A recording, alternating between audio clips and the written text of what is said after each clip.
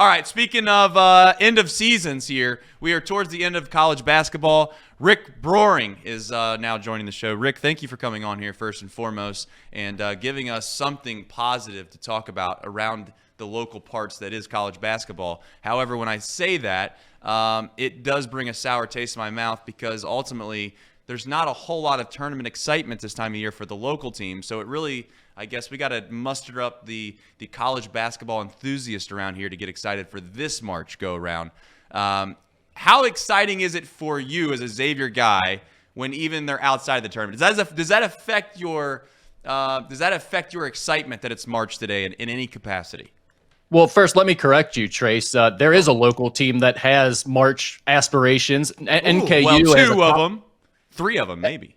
Yeah, and NKU is very much playing well right now and playing their best basketball at the right time of year as we lead into the Horizon League tournament. They've won this tournament 2 years since Darren Horn has been here already, his first year, and then last season they won and they went to the tournament and played against Houston. The first year obviously was the COVID year where they didn't get the opportunity to play in the NCAA tournament. So I would tell you, first of all, NKU is very much still alive in that regard. And as for the Xavier side of things, covering the team, honestly, I feel like this sport is so much changing to be more like the NBA and the NFL, where free agency, or in this case, the transfer portal, is really all the rage. And it's almost as popular, if not more popular, than the actual games that are being played. So from my perspective, covering the team, we're gearing up for a big March and April with the transfer portal. That we are. The other 2 teams that I don't want to omit here to try to make sure I save a little bit of face, I was mostly talking about clearly the 2 big brands that are associated with our city. But I would argue as well, obviously the Dayton Flyers, maybe they're considered local or not. I would at least around Hamilton, it's almost the same distance. So to be fair, the Dayton Flyers are having a great season. And Wright State, I guess you just stick on the Horizon League here for a second. I know you're shaking your head as a Northern Kentucky guy here. How many teams in the Horizon do you think actually have a chance to win the tournament, in your opinion?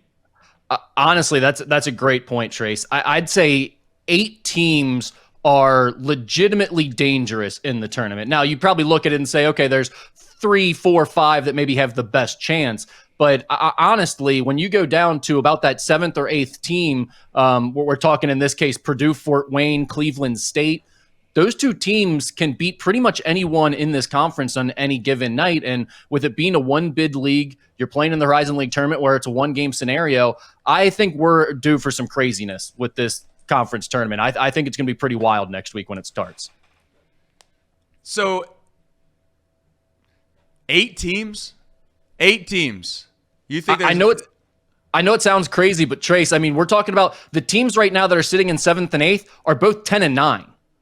Right. The teams that are sitting in like Wright State and NKU are currently tied for 4th and 5th. They're 12-7 right now. So there's not like a huge separation between those teams. And if you don't think Wright State and NKU are dangerous to win this conference tournament, then you're just not paying attention to the conference right now. So like there's just not a lot of separation in this league outside of IUPUI, Detroit Mercy, and maybe Robert Morris at the bottom. All right, fair enough. In regards to sticking on here before we transition to Xavier and maybe UC, we've talked plenty about UC on this show. They're coming. That's a good one.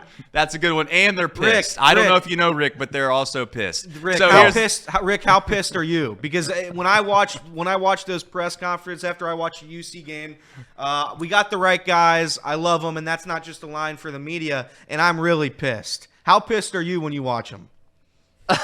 I tend not to get very pissed off while watching college basketball. I quite enjoy it, whether it's good, bad, or otherwise. Yeah. But I know one man in this town who is pissed quite regularly right now, and that is Wes Miller. He is pissed. Yes, he is. There's no doubt about it. And I think that, unfortunately for him, that's a shtick that's going to be hard to get rid of in the near future because, if anything, it's just funny. It is funny. So we can all laugh about it.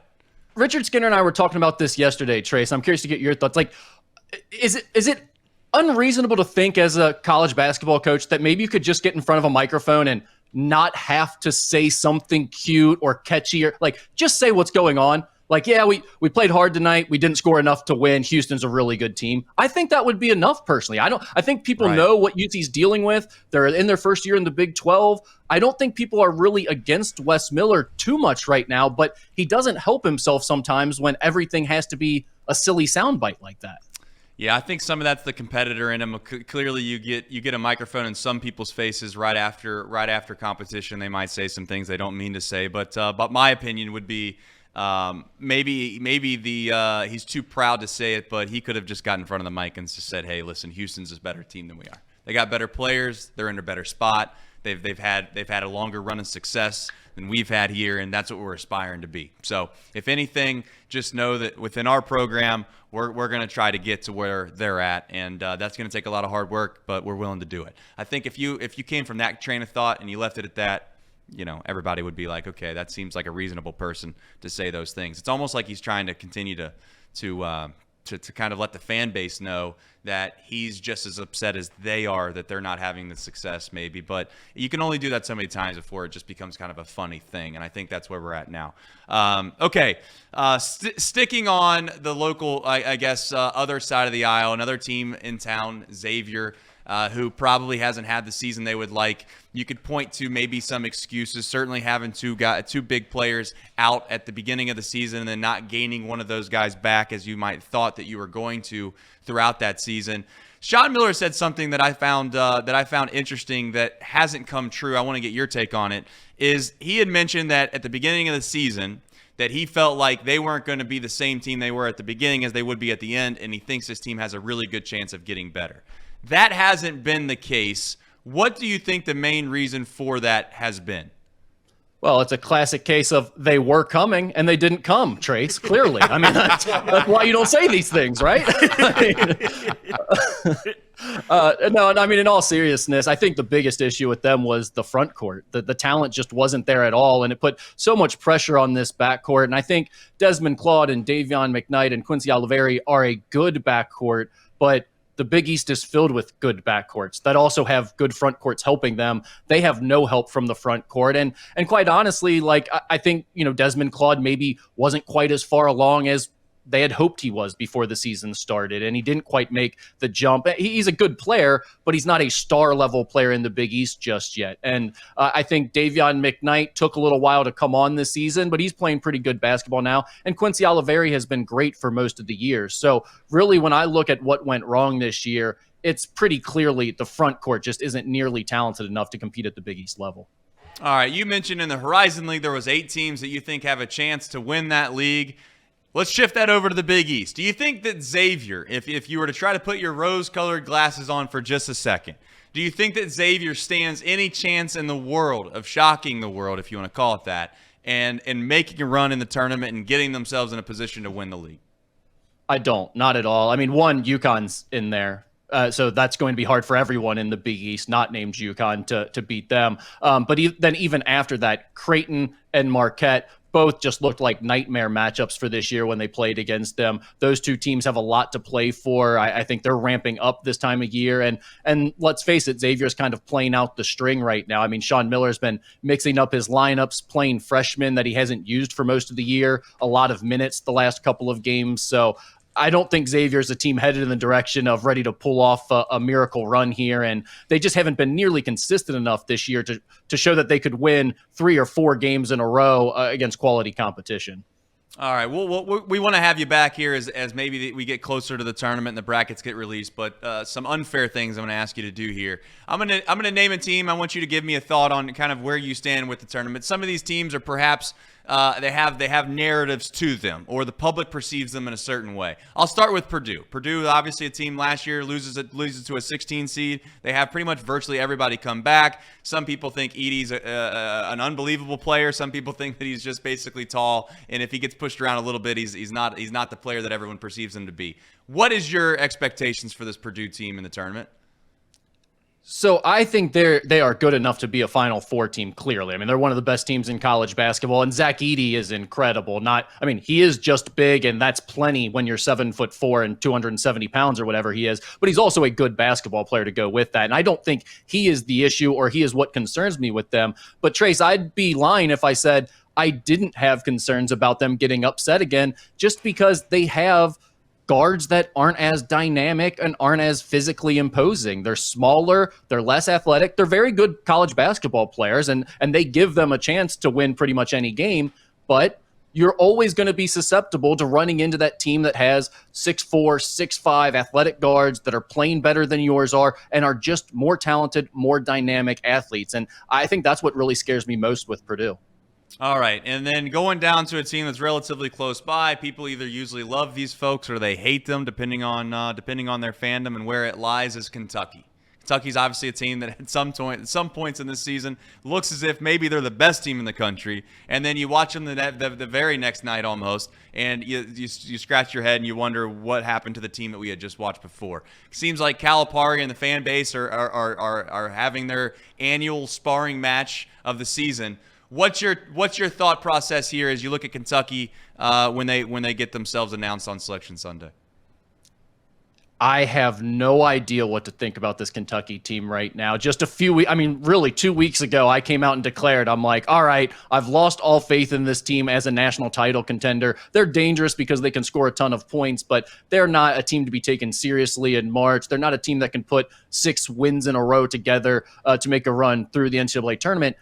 But then all of a sudden, the last 2 weeks, they've been really good again. And you do have to give them one thing, and that's a lot of different guys have been in and out of the lineup for them. Over the last 2 weeks, they've finally got their full roster back almost. They're still missing one guy. But that cohesiveness, I think, has started to show on the defensive end, and that's led to them playing better basketball. So maybe I'm going to soften my stance again and accept UK as a real threat in the NCAA tournament. They're scary as hell because they can really score.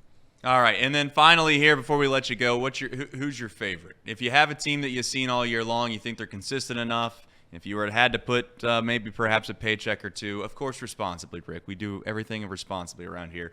If you had to put a paycheck or two on somebody that was going to win the national championship, are you picking UConn? And if it is UConn, why? UConn is clearly the best team to me. I don't think there's any doubt about that. I think they're better than last year. I think Klingon is a more imposing presence at the center position than they had last year with Sonogo. And I think the Cam Spencer addition through the transfer portal has been a tremendous one for them. He's really made a huge difference on both ends of the floor. So UConn would probably be the sensible pick. But if I'm going with another kind of, I don't know if you'd call them a dark horse because they're right at the top of the country value. Too. But another team that I like a little bit is Houston. They're just so good every year. They're so tough physically that they're never out of the game. They're always giving themselves a chance, and they keep the score close. They're just a little bit different from the way some of the other teams are playing this year that are at the top. So I think Houston could really give some teams trouble, and I think Kelvin Sampson is one of the best coaches still going right now.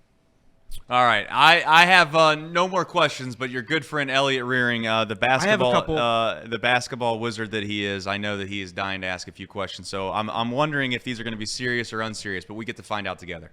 Well, Elliot's a very serious journalist, so very serious, credentialed member of the media. Rick, some would say, at least I would say 100% of people would say that the producer who was running the keys there for you and for Mr. Kelch last season, I was the reason that NKU went on that run. Would you say that you guys still owe me? I guess a two-part question there. Do I still get a ring from last year, the Horizon League championship ring? And then B, should I come back this year to produce to help ensure another magical run? There you go. Where's mine? I produced those games for $10 an hour, Rick, and I got no ring for it. No ring. This is yours. I've just been waiting for us to meet up and get some drinks so I could give that to you. That is your ring right there. Please, my goodness. And also, okay, so that's good. You can mail. I'll send you my address later today.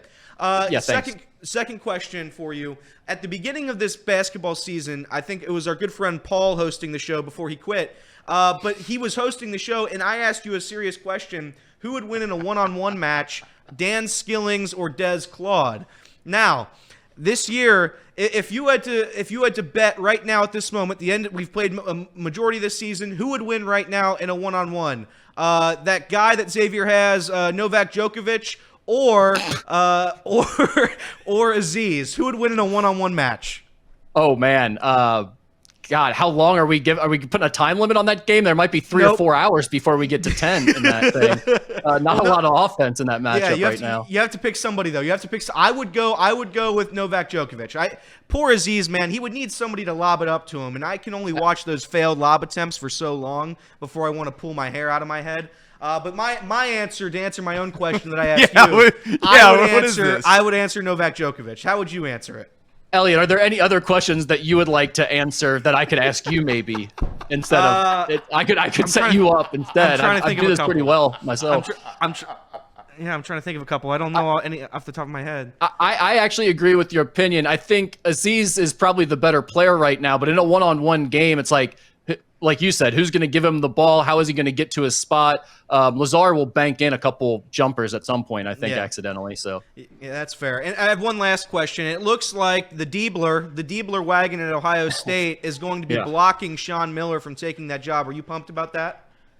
Oh, is that how you see it happening? Yeah, that's it. Diebler. I'm sure Xavier fans are happy to hear you say that, Elliot. I don't know if I agree with you there. I think we got a long way to go with that Ohio State job search still, but I can't see Diebler getting it. I'll be honest. All right, that's fair. Rick, I'll see you in the NIT, and go NKU. If they win again, I get my second ring, and that's on Rick Broering. If again, I will tweet that video out. I will tweet that clip out if they win another Horizon League championship. So who are we saying is going to be in the NIT, Elliot? Xavier and UC, both teams. NIT. Oh, okay. All right. I don't know if they're going to accept that bid, but we'll see. They've got a lot of work to do in the transfer portal. Why would Xavier not accept that bid?